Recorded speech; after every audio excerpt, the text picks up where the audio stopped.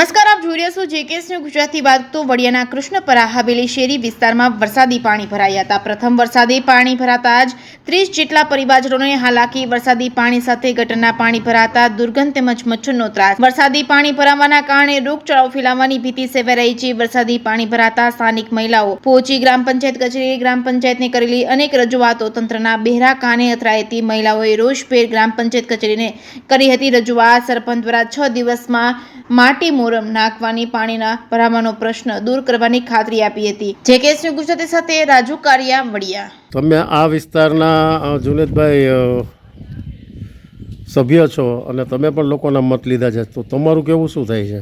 મારું કેવું એટલું જ થાય છે, સભ્યને કોઈ સરકાર દ્વારા ગ્રાન્ટ ફાળવવામાં આવતી નથી, સભ્યને કોઈ કામ આવતા નથી. સરપંચ અથવા તાલુકા પંચાયત સદસ્ય અથવા જિલ્લા પંચાયત અથવા તો ધારાસભ્ય, સંસદ સભ્ય વિસ્તાર વાઇઝ જો ગ્રાન્ટ ફાળવે તો એનું કામ થાય.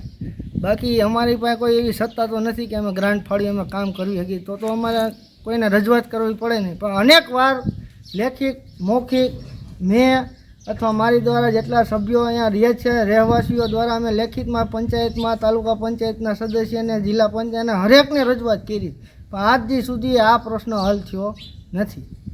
એટલા માટે આજે ફરીથી રહેવાસીઓ બધા જઈને અમે સરપંચને રજૂઆત કરેલ છે, જેથી કેટલા સમયથી પ્રશ્નો છે? અંદાજિત 2.5 વર્ષ ઉપર થઈ ગયું, 3 વર્ષ થયા. ક્યાંક રોડ તો સરપંચ કહે છે ઊંચો કર્યો, રોડ સામેનો ઊંચો છે, આ રોડ નીચા છે, એની હિસાબે પાણી ભરે.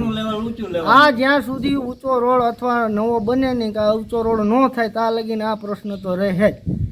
સુમિતાબેન હાર્દિકભાઈ મોરબિયા, હવેલી શેરી. કાયમ અમારે પાણીનો પ્રશ્ન છે અને બારે માસ રહેશે. એવું નથી કે 1-2 દિવસનો જ પ્રશ્ન છે. અમે 10 વાર પંચાયત આવે, પંચાયતે કોઈ ધ્યાન દેતા જ નથી, અમારી વાત સાંભળતા જ નથી. તો અમારે ઘડીએ પંચાયતે આવે જ રાખવાનું કે એને ગ્રાન્ટ મજૂર થાય તો એને કંઈક થોડુંક તો કરી દેવું જોઈએ ને. બ્લોક ન નાખે તો એને ટાઈસ તો નાખી દેવી જોઈએ કે નહીં? અટાણે કેવી હાલતમાં અમે રહી છીએ, તમે જોવા તો આવો. આ હાલત કઈ જગ્યાએ છે? કૃષ્ણપરા હવેલી શેરી. હવેલી શેરીમાં? હા, હવેલી શેરીની સામે. કાયમ બાયુને જાઓ આવું દર્શન કરવા તો એ નથી જોતા કે બાયુ આમાં કેમ દર્શન કરવા જાય ને આવે.